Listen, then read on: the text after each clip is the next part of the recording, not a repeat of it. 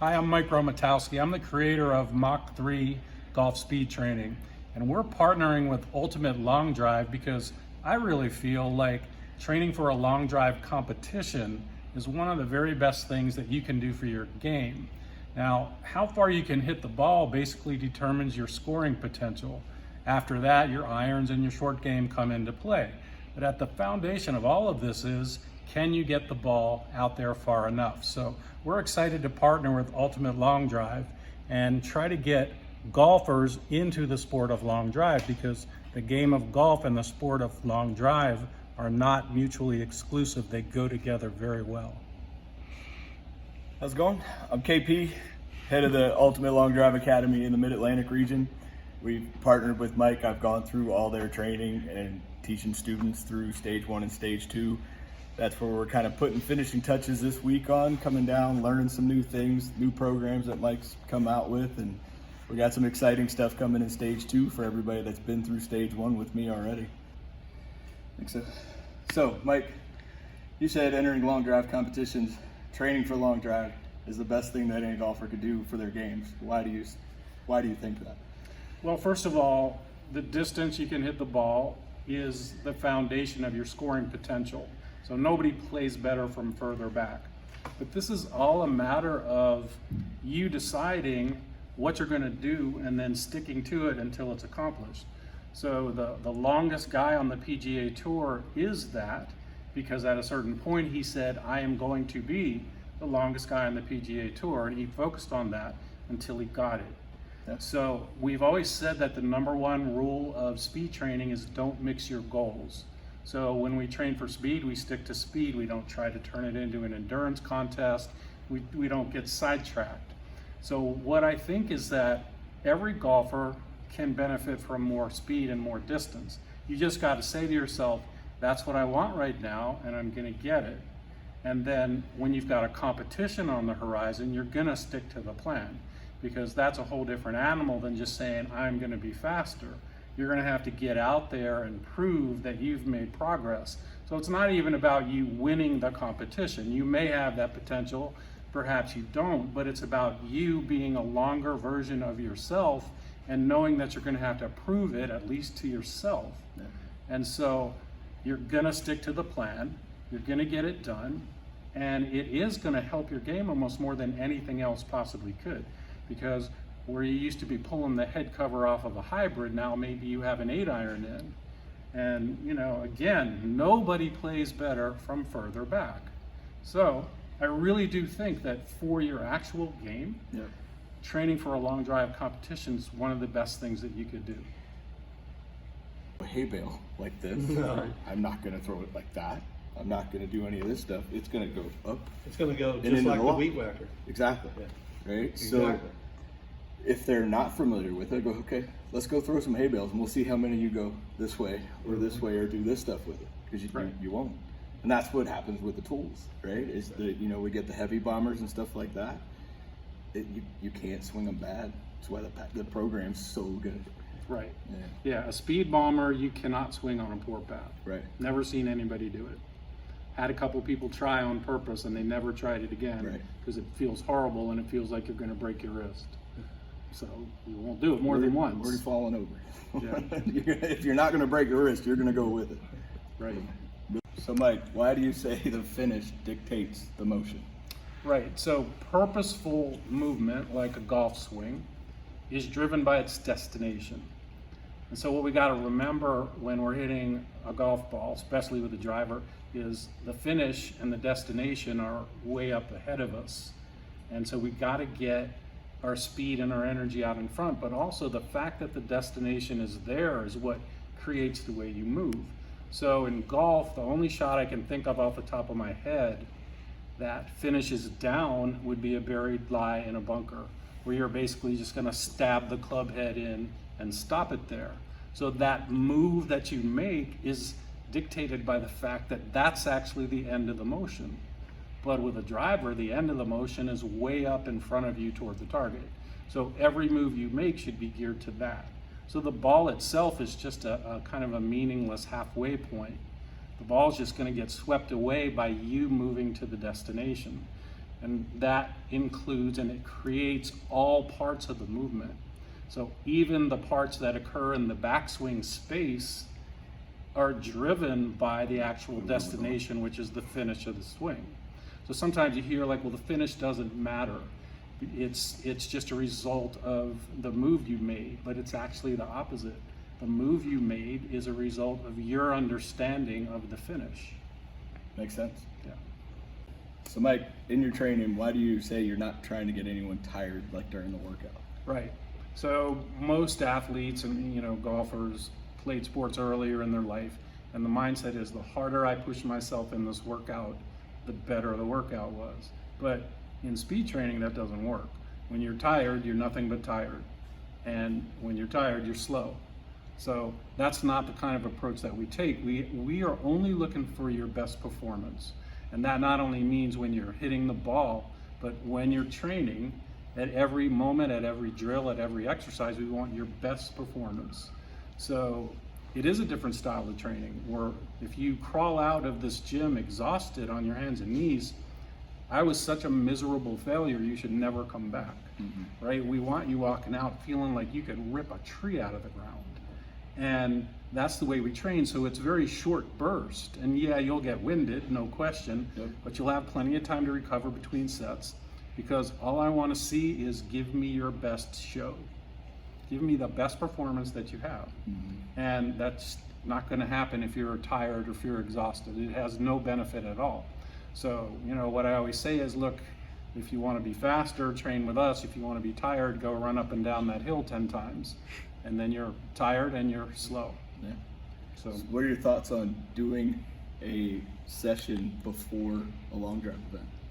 yeah, so that is totally an individual thing, and you have to figure that out.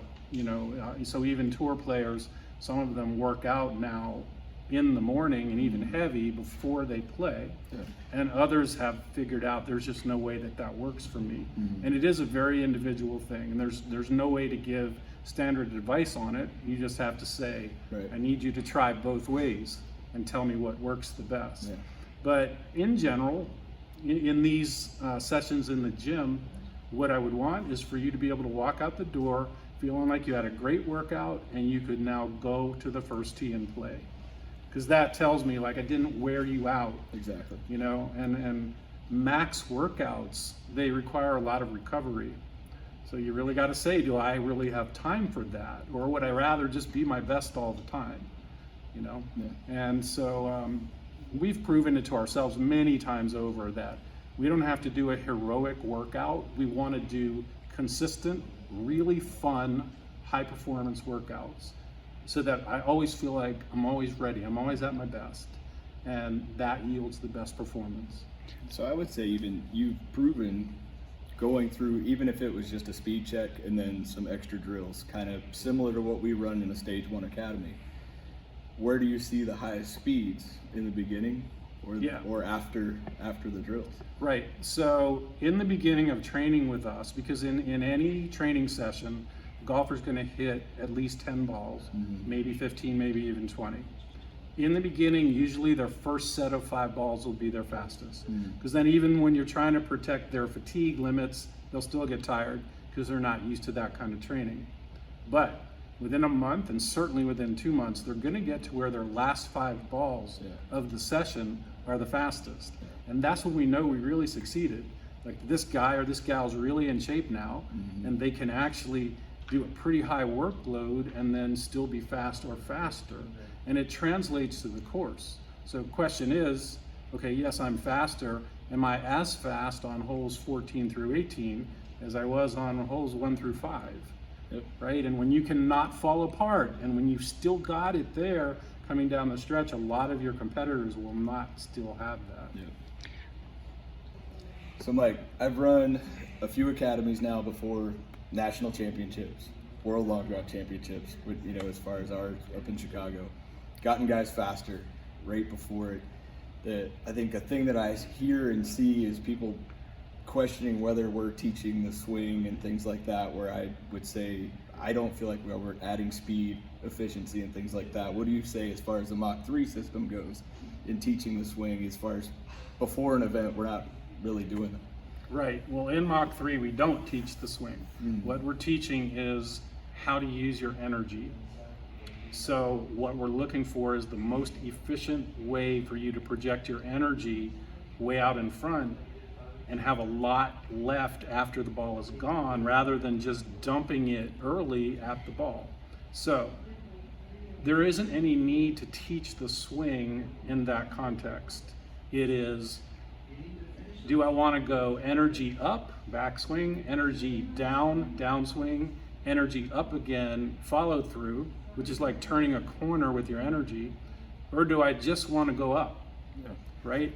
So if I know I'm just going to launch my energy upward with the driver, like a shot putter would say, then there's no swing thought there. Right. You know, that intention will create the move you make. If we videoed your swing before and after Mach 3 training, it might look different or it might look exactly the same. I'm not concerned about that at all. I'm concerned about, can you feel what this feels like? And can you do that with your driver? And another thing is, kind of related, we never ask anyone to swing harder. Right. Because harder equals early dumping of energy. So what we're saying is, let yourself be faster, and let yourself be faster out in front. How do you do that? You just have to have good tools, because a good tool will teach you that. Exactly. And you feel it. It's proprioceptive. So you don't have to think about the swing, and works like a charm. Yeah. You know. And in the end, we're only using the techniques that we've proven to ourselves work the best. So if we had proven that standing on your head and spinning around like a top works the best, then we would teach that in our workshops. Yeah. But speed out in front is consistently the one thought that you can work towards and try to learn how to feel it that creates the most speed. And so that's the centerpiece of Mach 3. It's not the swing, it's how do you use your energy. All right, so Mike, another question. Get asked all the time. Weight training. Guys are out there following all kinds of stuff, doing heavy weights, crazy straight line strength training. What are your thoughts there? Do you include a lot of that in the Mach 3 program as well? All right, so we tried. Mach 3 is only consisting of what we've proven to ourselves beyond any shadow of a doubt in the last 4 years works the best. Now, in theory, weight training should have helped. But we had an entire winter devoted to a very well-designed weight training program with all the main guys that were training here. And everybody got stronger, and everybody felt great, and everybody got slower. Not only that, they kind of went back to where they had started in speed, so there was a lot of really nice gains that were temporarily lost. All right, so that tells me, all right, the theory just simply didn't hold true. And so it's gone. We have one weight training exercise in Mach 3, which is a hex bar deadlift. And we teach that to anyone who is structured physically, where they'll be able to do it with good leverage and without any risk of injury.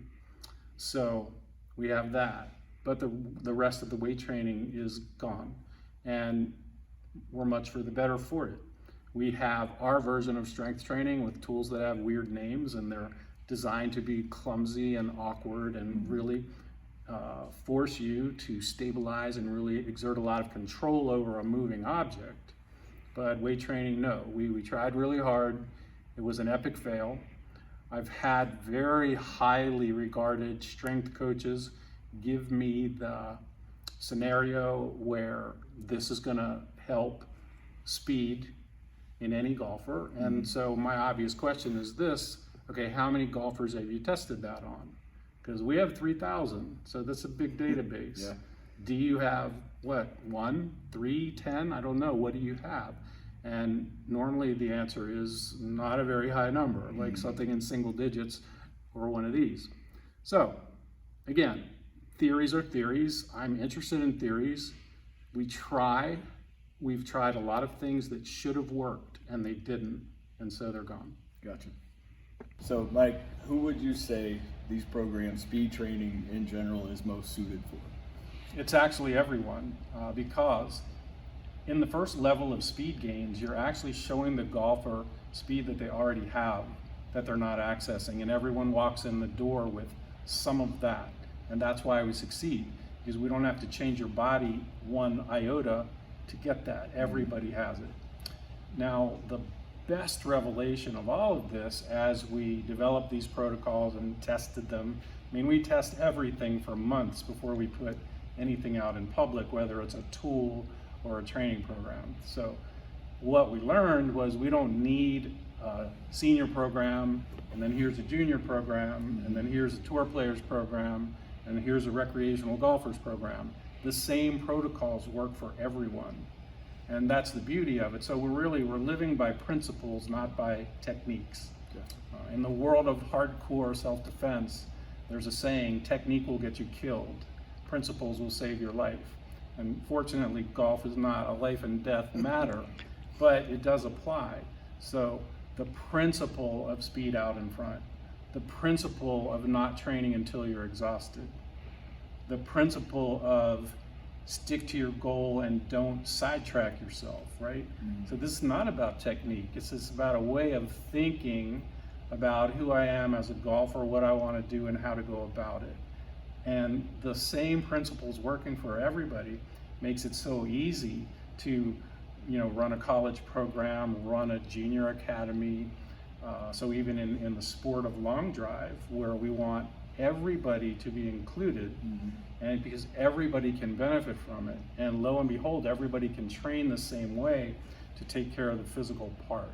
Yeah, so I mean, we've seen speed gains from, I have 7-year-olds to 13-year-olds in my junior league program at home, all the way to 70 plus. Right. And in this gym, because we've kept pretty close numbers on everybody, the most successful group is actually age 55 to 69. They actually outperform everybody by a small margin, which is the same group, those same guys that were always told, don't train for speed, you're gonna get hurt, you're too old, you can't do it, right? But remember, we're uncovering first speed they already have, and they have a lot, because they were usually brought up in the game from a rhythm and tempo standpoint, which is great. That's how the game used to be played. But they're coming in the door with lots of speed. They actually average about an eventual 12-mile-an-hour gain in club head speed and ball speed. And that's about 1/2 to 1 mile an hour better than everybody else combined. The total average is around 11. So it's beautiful, and the other reason that they do so well is they quickly realize we're not going to kill them, right? We're treating them like a race car and not like a pickup truck. So they do great, and they are a big part of the golfing population that will come to a class or enroll in a program and stick to it once they realize that physically they're going to be fine and they're going to get the results. And they can come out and smash some drivers with us. Right. All right, Mike, so curious your thoughts on speed training, both directions, right-handed, left-handed, thoughts on that? Right, so I'm going to answer that only from the perspective of Mach 3, because I don't want to be like I'm trying to tell everybody in the world of golf what to do. But I'm going to tell you why in Mach 3 we don't do that. So a golf swing, or even training with our tools in your dominant direction, that's a movement pattern. And movement patterns have a speed, and they have a sequence, and they have a relative timing, and they have a path, but most important, they have a level of coordination. So training in your dominant direction or swinging in your dominant direction, it does cause imbalances, but that's not the end of the world. That's normal in the world of sports. And so thinking, however, that by swinging in the opposite direction, especially as fast as you can, is going to somehow balance your body is false. Because unless you can match all of those factors that I mentioned, and especially the level of coordination, you're not balancing anything. So it's kind of like my friend Joe Lacaze, who invented the Rotex motion devices that we use to balance the body. He said, Mike, I've worked with a lot of NFL place kickers and punters, and not one of them ever said to me, I'm trying to get good on the other leg, right? Yes. So if you think about this, training and swinging in the dominant direction does cause imbalances, but now you're saying, so if I swing in the other direction, Those imbalances will then balance out the other imbalances. Do you see what I mean? Gotcha. It's like you're saying, I'll create imbalances in two directions and that equals balance. But it doesn't. Two wrongs don't make a right. Two wrongs don't make a right. So what happens is in your dominant direction, over time you develop compensations and they protect you. Now you don't have those present when you're going the other way. So I would consider swinging as fast as you can in the opposite direction to be the fastest way to get injured. And so we don't do it. Now we do use Rotex motion, which is a much more controlled system to actually balance the body. In Mach 3 training with the tools, there is a lot of back and forth, the travel of the ropes, and even sort of the way you're moving your body. It's kind of two-sided, but what we never do is take our grip and reverse it and swing as fast as we can the other way, because you're just begging for an injury there. Now, there are outliers. There are golfers that can swing both ways, and they can even hit balls from both sides. In our crew, Sarah White and Jeff Young can both hit balls left-handed, but that's not the norm. Right. So again, in Mach 3, it's just not going to happen. That's never going to be part of the program. We use Rotex motion to actually balance the body. So Mike, another question. As people increase speed, does that necessarily mean they're going to hit it crooked off the map a lot? I think that's a fear of a lot of people. What are your thoughts there? Yeah, absolutely not. There's no evidence I've ever seen of that, because the way we're doing it is we're increasing speed through efficiency, not by swinging harder. If you're going to say, okay, I'm just going to get up there and swing as hard as I can and come out of my shoes, then who knows where the face would be at impact. But if you're actually increasing speed through efficiency, efficiency is the main component of accuracy. So the faster you swing, the more accurate you should be. If you look at stats on the PGA Tour, most of the longest drivers are also amongst the top half of the straightest drivers. And some of them are extremely straight, despite the fact that they're so long. So you really don't have to worry about that. And that is one of the two reasons why people sometimes are afraid of speed training. They're afraid they're going to get hurt, and they're afraid they're going to hit it sideways. But what we find time and time again is golfers come back and say, I don't understand. I'm actually hitting it further, but I hit more fairways. And that's because we're using the method of efficiency to increase speed, because efficiency equals speed and speed equals efficiency. They're very interactive. So let's say we take Usain Bolt and he runs two 100-meter dashes, and one is a 9.9 and one's a 9.3. By definition, the 9.3 is more efficient. And if you actually analyzed his stride in those two races in slow motion, you would probably see that it was more efficient in the 9.3. So there you go. We're not saying swing harder. We're not saying Happy Gilmore it out there, right? We've never had a golfer fall down increasing speed. So efficiency equals speed, and efficiency equals accuracy, and they go together. Good. So another question, when you max out speed, we get the initial speed gain, get to a point and plateau, where do we go from there? Right. So the speed gains are going to come in two levels. First level is speed you already have, but you're not accessing. That's an easy thing to do. And I think in the past, the message was that's a difficult thing to do, but it's not. Everybody can do that. So they're walking in the door with some speed. We show them, you show them how to access that. That's from a concept, speed out in front, and understanding which tools really help you feel that. And once you have that speed from the concept, it should be yours forever. You should always, from that point on, be faster than you were before, because it's coming from a concept. Now you can get to phase two, where you say, okay, now I can train in a Mach 3 style. Whatever you gained from the concept, you should be able to gain equally that from training. So if you gain 6 miles an hour from the concept, you should be able to gain another 6 from training, total of 12. That happens all the time. So eventually you'll level out.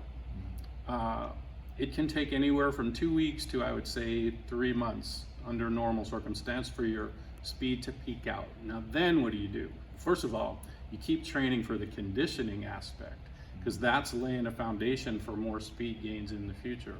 We have very specific drills at that point for control of speed. So what we want to do at that point is say, okay, your max speed is 130, okay? Give me 100, exactly 100.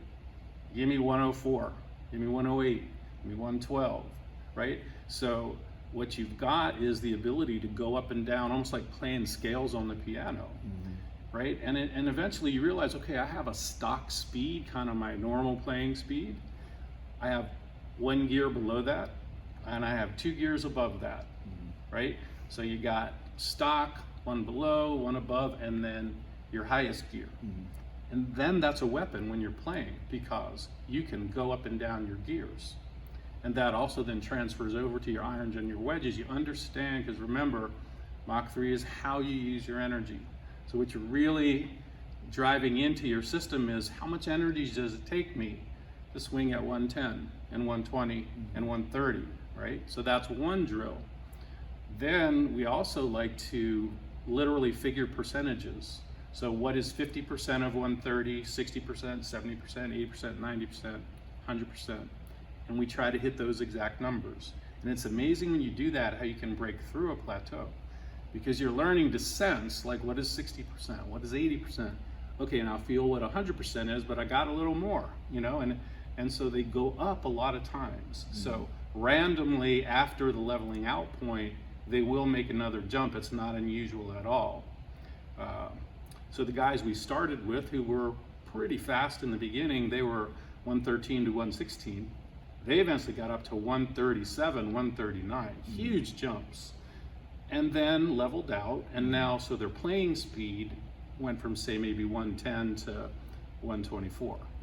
And that's a huge distance gain, right? But the goal is, once I've sort of pushed my max, can I control it? Can I produce what I want? And it's a huge focus for us after the leveling out point. Good deal.